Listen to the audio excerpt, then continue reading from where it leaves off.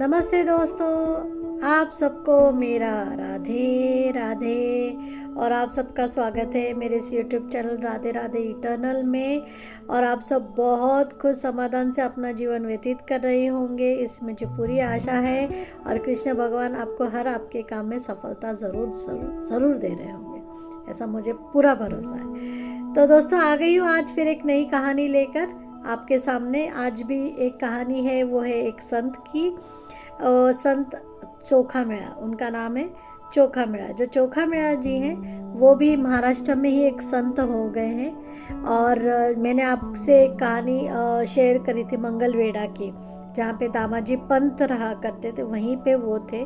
जैसे दामाजी पंत विठल भक्त थे, उसी तरह से चोखा मेड़ा भी बहुत बड़े भक्त थे विठल जी के। और वो हमेशा उनके नामस्मरण में, उनकी पूजा अर्चना में वो बिजी रहते थे। बहुत सादे भोले थे, कभी किसी के बीच में नहीं।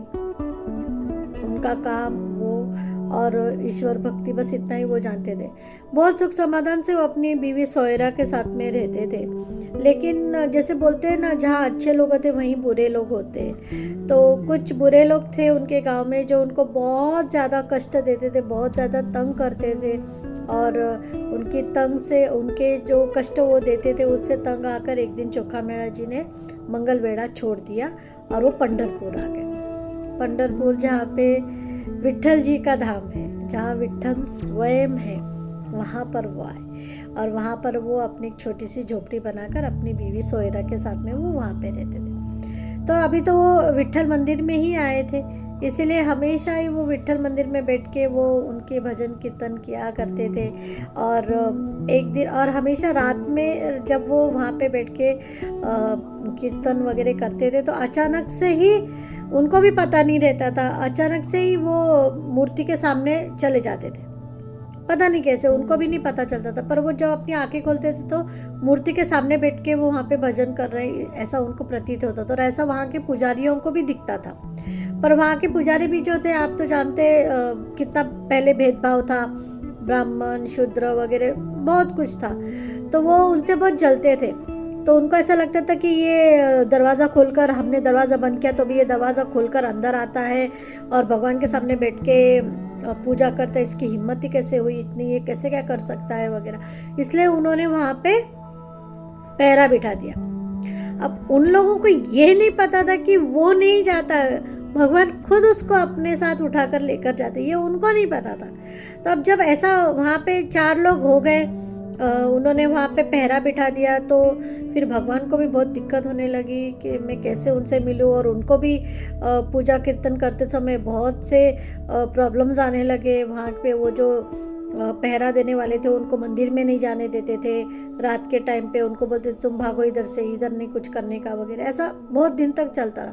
वो इतने हताश हो गए, इतने बुरी तरीके से, उनको इतना बुरा लग रहा था कि मैं भगवान के मंदिर में बैठ के पूजा भी नहीं कर पा रहा हूँ, भगवान को देख भी नहीं पा रहा हूँ। तो उन्होंने फिर एक दिन ऐसे वो घर पर अपने बैठे थे, तब विठल जी उनके स्वप्न में आए जब वो सो रहे थे, कि तू चिंता ना कर, तू घर में ही पूजा कर, मैं तुझे घर में आके मिलूँगा, मुझे भी तुझसे मिलना है, मैं तुझे घर में आके मिलूँगा।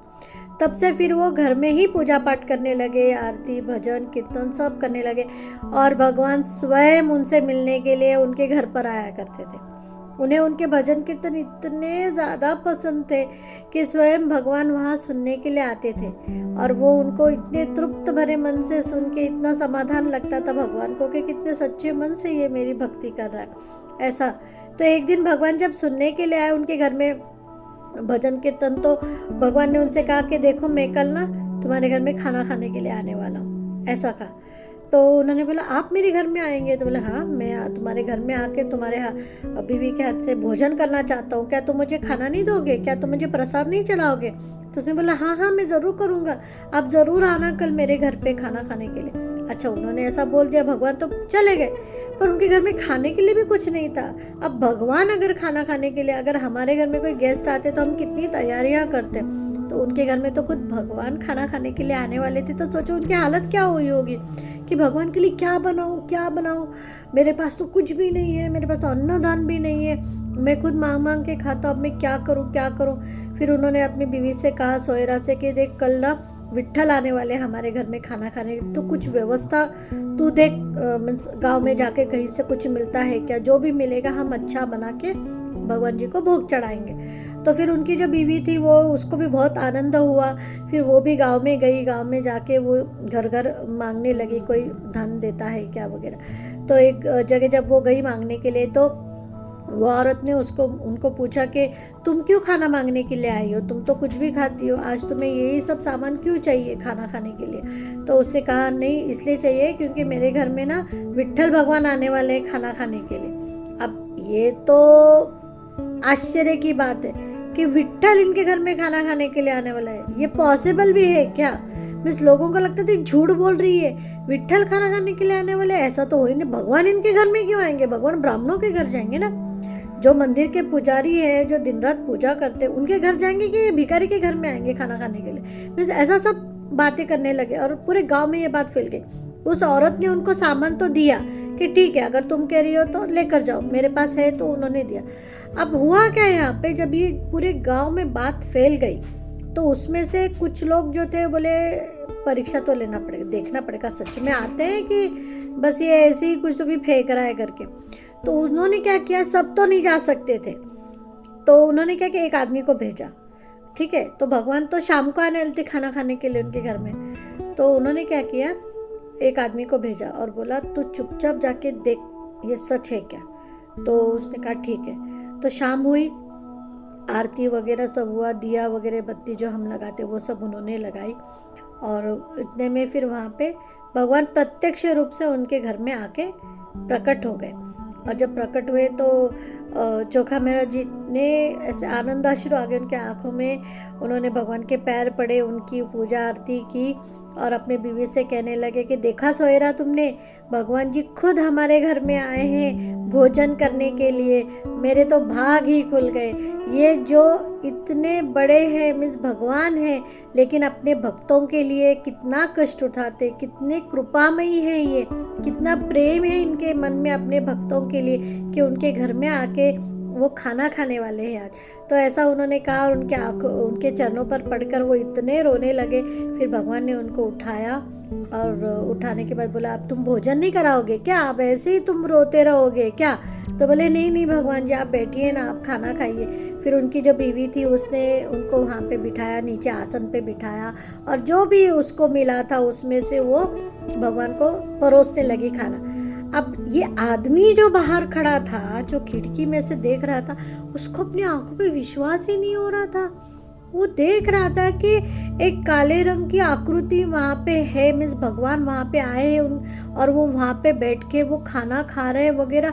ये सब देख के तो उसको ऐसा लग रहा था कि मैं सपना तो नहीं देख रहा हूँ, ये सच में कि ऐसे ही है। और बाद में फिर क्या हुआ, इतने में चोखा मेला जी वो जोर से अपनी बीवी को बोले अरे अरे जरा देख के क्या कर रही हो तुम, ध्यान से परोसो ना, तुम क्या बावली हो गई हो, देखा तुमने भगवान की पीताम्बर पे तुमने छाछ गिरा दी, ऐसा कोई परोसता है क्या? ऐसा उन्होंने बोला। और जैसे उन्होंने ऐसा बोला तो वो आदमी जो था ना वो एकदम से ऐसे हो गया कि अरे ये सच है क्या, अब ये सच है कि झूठ है, ये कैसे पता चले? फिर उसने क्या किया, फट से भागा, वहां से दुम दबा के भागा और जाके वो जो मंदिर के पुजारी वगैरह जो थे, जो लोगों ने उसको वहां पे जासूसी करने के लिए जो भेजा था, उनके पास गए और बोला देखो वो ना उसके पीताम्बर पे ना, भगवान जी के पीताम्बर पे छाछ गिरी है और वो सच में वहाँ पे आए खाना खाने के लिए चोखा मेला के घर में, मैं झूठ नहीं बोल रहा हूँ, मैंने मेरे आंखों से देखा, सच बोल रहा हूँ, वो वहाँ पे हैं, वहाँ पे बैठ के खाना खा रहे थे वो। तो बोले चल झूठा, बोले नहीं मैं सच में देख के आ रहा हूँ, तुमने मुझे भेजा था तो मैं देख के आया, वही सच बता रहा हूँ, मैं झूठ नहीं बोल रहा हूँ तुमसे। तो बोले अच्छा ऐसा है, चल अब भी क्या, अभी हम सब मंदिर चलते हैं। सब पुजारी वगैरह जो भी विश्वास नहीं करते थे, जिन लोगों ने उस आदमी को वहाँ पे भेजा था वो सब मंदिर गए। अब मंदिर के पट तो बंद है, दरवाज़ा तो बंद है। तो उन्होंने बोला दरवाज़ा तो बंद है, भगवान तो कहाँ गए? तो बोले देखो मुझे नहीं पता, मैं जो सच है वो बता रहा हूँ। फिर उन्होंने क्या किया, सबने दरवाज़ा खोला और सामने देखा तो अरे मूर्ति तो ऐसी है। काले पाषाण की मूर्ति ऐसी खड़ी है, वो आभूषण भी वैसे है, भगवान स्वयं यहाँ पे मूर्ति के रूप में यहाँ पे प्रकट है, और उनके वस्त्र भी सब ऐसे अच्छे से हैं। और ऐसे देखते देखते जब उन्होंने नीचे देखा भगवान के वस्त्र में, अभी हम जब खाना खाने के लिए बैठते हैं तो दोनों पैर मोड़ के मांडी डाल के बैठते हैं, तो छाछ गिरी तो उनके धोती पे, पीताम्बर पे ऐसे गिरी थी। तो जब ऐसे पूरा उनका शरीर देखते देखते जब उन्होंने नीचे देखा तो सच में उन्हें उस पीताम्बर पे छाछ गिरा हुआ दिखा, उसके दाग थे उस पे। और जब उन्होंने वो देखा तो उनको यकीन होगा कि सच में भगवान ही स्वयं रूप में, मनुष्य रूप में जाकर वहां पर बैठे थे और चोखामल जी के घर पे जाके उन्होंने खाना खाया था। बस फिर क्या था, ये देखने के बाद सबके सब दौड़ गए चोखामेला जी के घर पे और उनके पैर पकड़ के उनसे माफ़ी मांगी कि हमने आपकी भक्ति को पहचाना नहीं, आप सच में विट्ठल भक्त है, विट्ठल जी खुद आपसे मिलने आते, आपके घर में खाना खाते, ये बहुत बड़ी बात है, आप तो बहुत भाग्यशाली है। हम इतनी पूजा अर्चा करते हैं लेकिन भगवान हमें प्रसन्न नहीं हुए, लेकिन आपको प्रसन्न हुए, जिन्होंने सच्चे मन से उनकी आरती और भजन किए। आज से आप हमारे गुरु हैं, आज से हम आपको कभी भी मंदिर में आने से नहीं रोकेंगे। हमसे गलती हो गई, हमें क्षमा कर दीजिए। अगर आपने क्षमा कर दिया तो हम समझेंगे कि भगवान ने भी हमें क्षमा कर दिया। आप हमेशा रोज भगवान की आरती पूजन के लिए मंदिर में आते रहिए, हम में से कोई आपको नहीं रोकेगा। ऐसा उन्होंने कहा। और चोखामेला जी ने बोला कि मुझे आप लोगों से कोई गिला शिकवा नहीं है, मैं तो बस भगवान का भक्त हूँ, भगवान की भक्ति करता हूँ, भगवान को मेरी भक्ति पसंद है, इसलिए वो मुझसे मिलने, मुझे दर्शन देने मेरे घर आते हैं, तो मैं हमेशा मेरे घर में बैठ के उनकी भक्ति करूँगा। आपको अगर कभी दर्शन करने तो आप भी आइए, आप मेरे भजन कीर्तन में शामिल हो जाइए, तो आपको भी लगेगा कि भगवान प्रत्यक्ष रूप में यहाँ पर है। ऐसा हुआ। तो देखा आपने कि जो सच्चे भक्त होते हैं ना, उन्हें मंदिर भी जाने की ज़रूरत नहीं होती। आप अपने घर में बैठ के भी अगर सच्चे मन से भगवान को आवाज़ लगाएंगे तो भगवान ज़रूर आपके सामने प्रकट होंगे। वो आपको ऐसा कोई चिन्ह देंगे कि वो वहाँ पर हैं, आपके साथ हैं, आपकी बातें सुन रहे हैं और आपको आशीर्वाद दे रहे हैं। तो कैसी लगी ये कहानी आपको दोस्तों? मुझे पूरी आशा है कि आपको ये कहानी ज़रूर पसंद आई होगी।